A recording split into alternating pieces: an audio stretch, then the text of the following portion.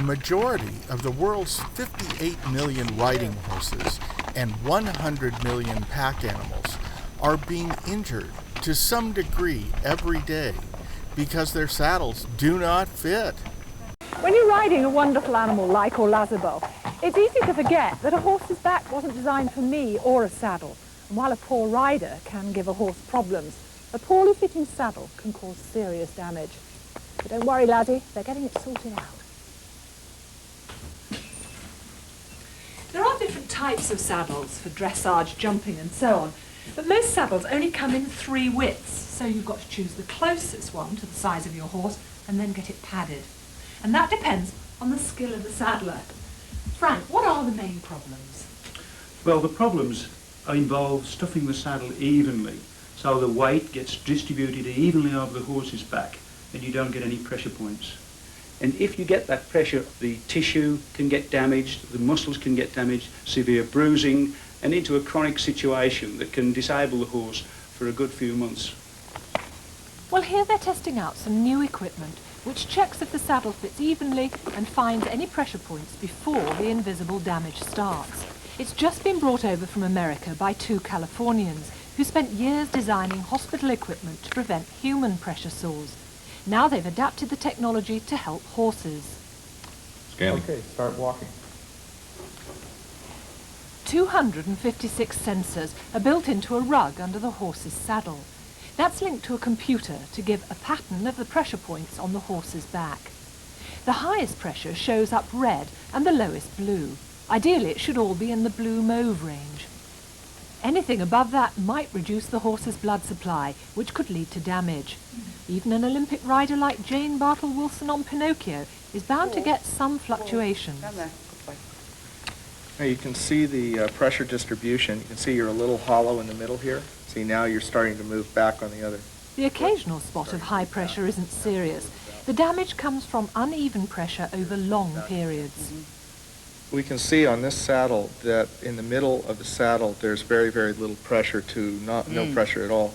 So it would be good to just put a little bit of stuffing in the middle of the saddle. Yeah. And that will lift the saddle up, which will relieve the pressure on that one side. Yeah, make it totally equal, yeah. I shot that video with the BBC more than 20 years ago. Since that time, computer saddle interface pressure measurement research has documented that very few saddles actually distribute pressure evenly on the horse's back. And this is why. Expert saddle fitters claim that you need to fit the saddle so it fits evenly on the horse's back. Now, to test that theory, we have molded a piece of plastic into a mirror image of this horse's back. Since the plastic is clear, we can actually see that it fits this horse perfectly. Okay, so now what we're going to do is put the plastic to test this idea if an even surface actually does what everybody says it does. So we've got that with a little bit of padding for the horse. Yeah, Robert, Okay. I'm seeing a Now lot you of see what's happened here? red. You've got a space in the middle here, and then you've got pressure top and bottom. That's called bridging. Okay. That's how you get the white hairs on the horse. But what's interesting is that was the one with the equal distribution. You So got it. You got it. That's the issue. not That's the working. issue, that what you've been told for all these years is false. So it doesn't matter if the saddle weight is evenly distributed, because when the rider gets in the saddle, it all changes. Exactly. Right? You must unlearn what you have learned. Despite the fact that common sense and objective evidence has proven gravity's effect on the horse, the saddle industry ignores gravity in the form of the rider's weight as a factor in the fit of the saddle. However, the argument can be made that gravity is the most powerful force in the universe, and it does affect horses. We're all familiar with gravity as the reason objects fall, but there's much, much more to gravity than that. Gravity is a long-range attractive force between all objects with mass. It's what keeps us from falling off the Earth, it's what keeps the Earth in orbit around the Sun, and it's what caused the Sun itself to form 4.5 billion years ago. It's amazing to think that every massive object attracts every other in the universe.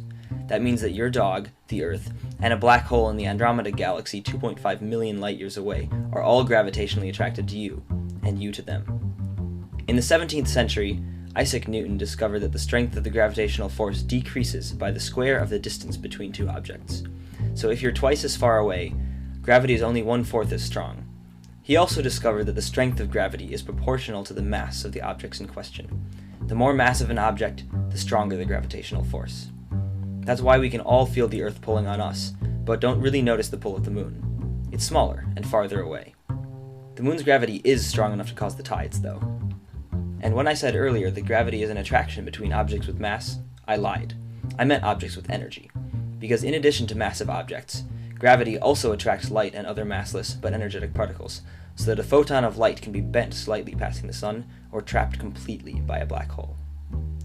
Now do you understand the gravity of the situation? Saddle fitting is a challenge for every equestrian, for the simple reason the saddle consumer has to rely on the so-called expertise of the vendor, saddle maker, or fitter to figure out which saddle to buy. Making matters a bit more difficult, the saddle industry does not provide any objective method for the consumer to validate that any saddle fits. Good afternoon, ma'am. Can I help you? Yes, you can. I'd like to buy a saddle that does not fit my horse.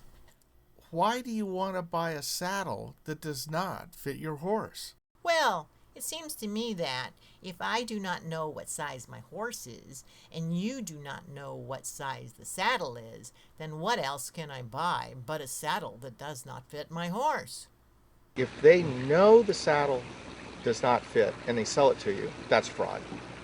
If they don't know, they had responsibility to know. Because in the United States, you have a responsibility to know your job. And if you don't know it and you then deceive somebody, that's fraud. Misrepresentation is a false statement of fact made by one party which affects the other party's decision in agreeing to a contract. If the misrepresentation is discovered, the contract can be later declared void and the situation remedied if the party who relied on the misrepresented fact files suit. For this reason, it is important to be accurate when disclosing facts relevant to a contract negotiation. Misrepresentation generally applies only to statements of fact, not to opinions or predictions. In some situations, such as where a fiduciary relationship is involved, misrepresentation can occur by omission. That is, misrepresentation may occur where a fiduciary fails to disclose material facts of which he or she has knowledge. A duty also exists to correct any statements of fact which later become known to be untrue. In this case, failure to correct a previous false statement would be misrepresentation. The way saddles are currently being sold is illegal. You cannot claim to be an expert saddle fitter and then either choose the product for the consumer or tell the consumer how to choose the product for themselves, and when it becomes obvious that the saddle does not fit, you refuse to refund the cost of the saddle because now the saddle is used. That's illegal.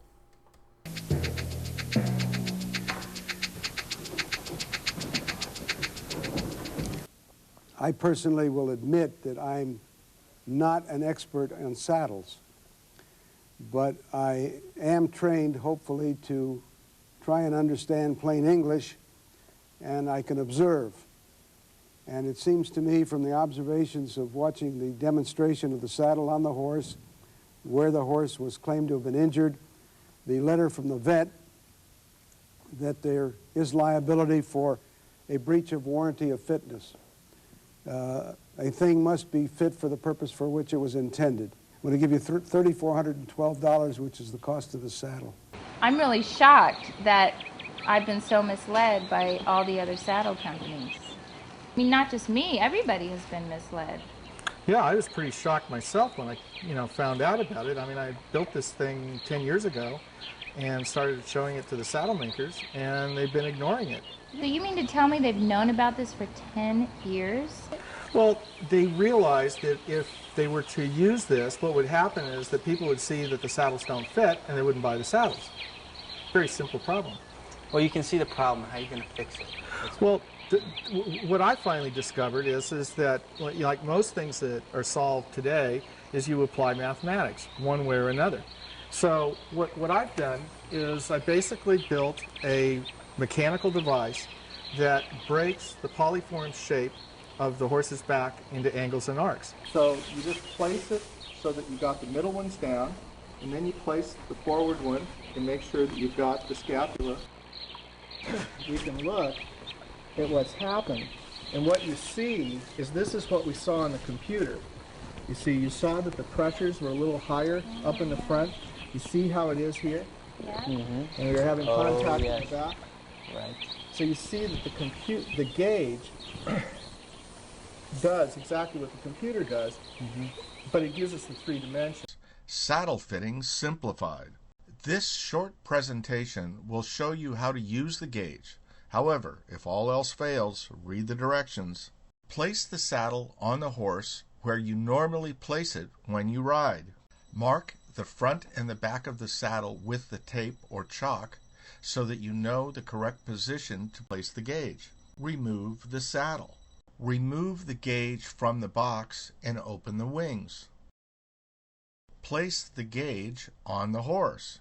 Center the gauge evenly between the marks you made in the front and the back of the saddle. Then double check that the levels are level. Make sure that all of the wings have maximum contact with the animal's back. Gently remove the gauge from the animal without moving anything. Now you can determine the saddle's fit for your horse. The saddle fits if all of the wings contact the panels evenly with maximum contact. The saddle rocks if the front and back wings have space between the wing and the panel. Some space is acceptable. The saddle bridges if the center wings have any space between the wing and the panel. No space between any of these wings and the panel is acceptable because it means higher pressures on the animal. And there you have it. Saddle fitting simplified. It's my opinion that if you want to create a bar that doesn't bridge the deep part of a horse's back in here, you have to locate the deepest part. It usually is about right here. And that's the end of the trapezius muscle where it lies on top of the latissimus dorsi muscle. So that's where I like to set the second wing. Okay, then I set the Saddle Tech gauge on the pattern, and with the laminating fixture I can pull these bars away from the horse's shoulder right at the tip, and I can also flare the wood away back here. So it's my purpose is to try to put the weight of the load between there and here. So I want the load on an area about like that to right here. I don't want to interfere with the tissue over the kidneys or the lateral action of the shoulders. Then the veneering process is to transform the Saddle Tech gauge into a laminator, and I can put these on the exact shape of the horse. And then when I'm looking at it for the top view, I keep it attached on the 2 inner wings, and then I can get back in here and make the cantle and make the fork. That would fit like about right there. The thread that runs through these is every time we make one, it needs to be better for all horses you put it on, not just one particular horse only. It's just ordinarily all trees bridge their back here. And these trees are designed to set down on their back here and then raise up front and back. It only weighs about 10 pounds, but then the weight of the stirrups and the cinches and the breastplate, you know, bring the weight up. But as you see the saddle right here, it's about 12.5 pounds. And once you have those areas described, you then can write a formula that's capable of changing the effect of the weight of the rider relative to the weight of the horse. So if you have a 90-pound rider on a 1,600-pound horse, it obviously is going to have no effect. But if you're going to have a 250-pound rider on an 800-pound Arab, now you're going to have a major effect. So you have to adjust the arc to compensate for that. Okay. So what you just saw is that a saddle that is made to fit evenly unladen bridges. So what you have to do is give it more rock so that when the rider goes into it, you now have an even shape. So once you have that, you can then use the computer system to verify that that's true. Now you can adjust the formula for a reiner versus dressage, because the computer then says, well, okay, yes, that's true, the weight of the rider is affected by this, but this particular discipline needs this much more, and then we can get into all sorts of different subtleties, all done with mathematics. Always with you what cannot be done. Hear you nothing that I say. Because a lot of you might not know the background on this program is that this started actually before Dover was Dover. That Steve and I first hooked up, I presented the idea of putting a gauge in a FedEx box 15 years ago, back in State Line days. 1995. Over dinner is when Steve came up with the idea of Robo Saddle Fitter. The idea that you could have a computer system, be able to send it to a barn, and a State Line tech would then be able to do it. The problem is GoToMeeting hadn't been invented yet. The computer was great, and it's a fabulous research tool, and I learned a lot from it. But from it, I realized when I went out to pitch it is that the saddles didn't fit. There were just virtually none of the saddles fit. I mean, 10% maybe. And I didn't understand why, but with a background in boat building, I came up with a three-dimensional protractor, which is now the Saddle Tech gauge. And that's when I, being able to measure the shape of the back and then the saddle, I was able to figure out that part of the issue is that the back bends a little bit under the weight of the rider. Now that is complete heresy by most of the professionals. So, where is the saddle? This is 75% of the saddles have this particular issue. You got to go, no go right now. It's a go, no go gauge, basically. And what's the issue you're seeing? Here, that you see a space here. Yeah. So we got a space here. Yeah. Wow. So you got a pressure here. Yeah, pressure here, there, and right. no support. Right. The saddle. I'm now just a customer. You know, I've gotten the gauge. I don't know if my saddles fit. You know, the saddle fitter told me some cockamamie story. The vet told me something. I don't know anything. I just want to know if my saddle fits. Saddle that you own Saddle fits. doesn't fit. You know, well, hey, I think this is all nonsense. Oh yeah? Well, watch this. Always with you what cannot be done. Hear you nothing that I say. So now we'll fire up the computer, and you'll see my point. You must unlearn what you have learned. We've got a lighter rider. I got it. Okay. See, with the lighter rider, we see here, you can see that the gauge showed a little bit more because we had a lighter rider. If we put a heavier rider, we're going to see a slightly different dynamic. Yeah. So we're seeing, let me see. There you're seeing, there you go, you see what's happened here. And that's my point, is that as you get into the heavier rider, that's what you don't want. So what you do want is what you just saw. Does that make sense? Is that you can see that, and this is where this technology really paid off, is that kind of subtlety is very hard to see. Is that right now you can't tell the difference that she would be different than me. You may intellectually do it, but here you actually see it. What you can see here with these two representative computer interface pressure measurement scans from the testing you just saw is that the saddle fit fairly well with a 120-pound rider. However, when I stepped into the saddle north of 200 pounds, the saddle bridged, meaning higher pressures in the front and the back of the saddle because of the gravitational effect of my weight. So let's go back and review the gravity basics. We're all familiar with gravity as the reason objects fall, but there's much, much more to gravity than that. Dog, the Earth, and a black hole in the Andromeda Galaxy 2.5 million light-years away are all gravitationally attracted to you, and you to them. Strength of gravity is proportional to the mass of the objects in question. The more massive an object, the stronger the gravitational force. Now do you understand the gravity of the situation? For my ally is the Force, and a powerful ally it is. Life creates it, makes it grow. Its energy surrounds us and binds us.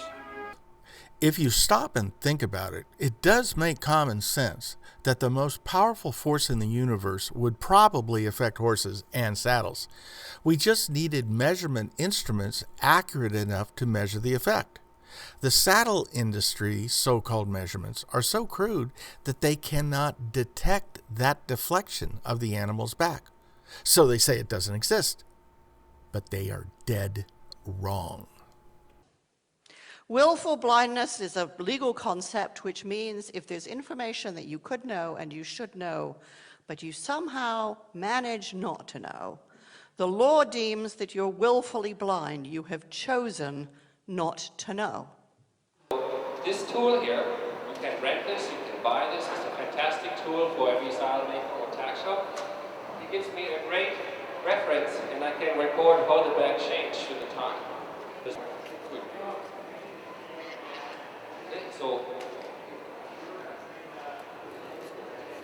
So I can actually look through here, and all of those wings fit and actually touch. Much nicer for me when I put a Western saddle on, because they're so hard to actually feel how balanced it is through there. So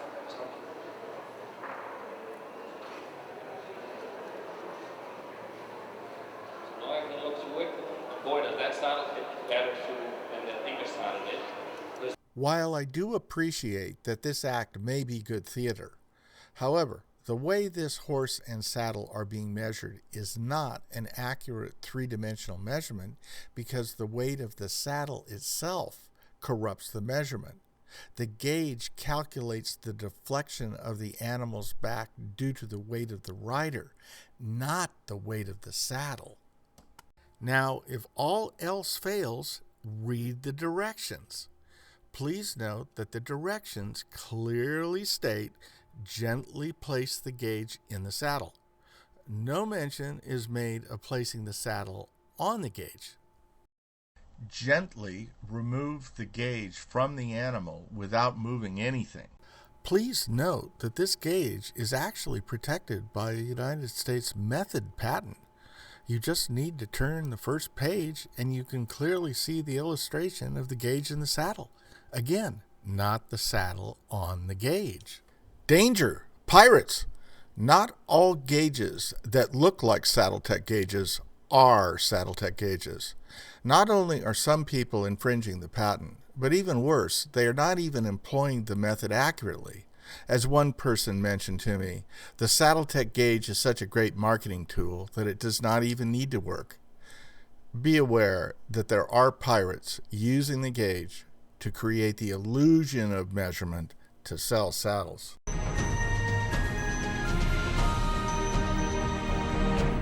Just as we were finishing the editing of this documentary, in August of 2015, the British Equine Veterinary Education Journal just released an editorial on this very topic called Horses, Saddles, and Riders, Applying the Science.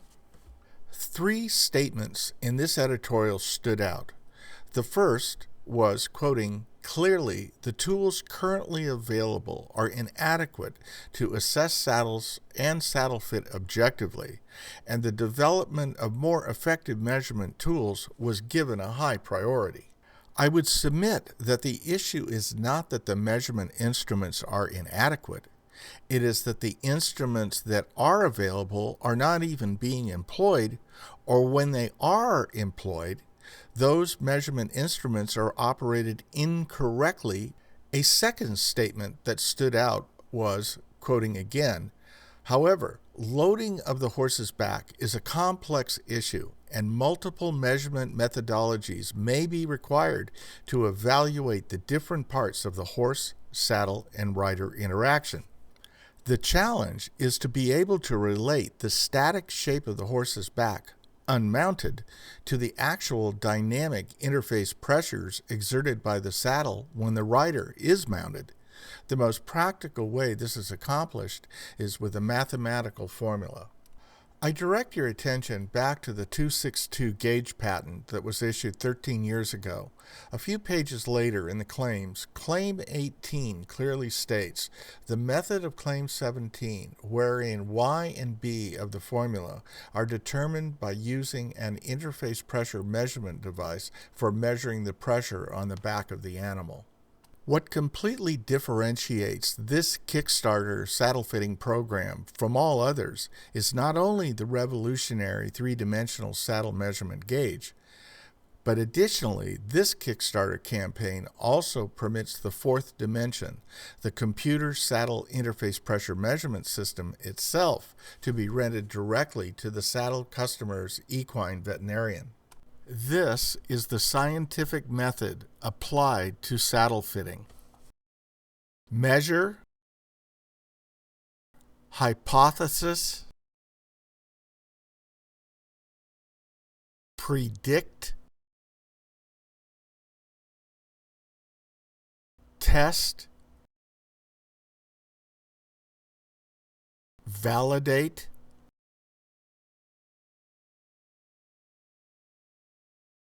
through this process, you can accurately adjust the saddle to the animal. And there you have it, the scientific method applied to saddle fitting.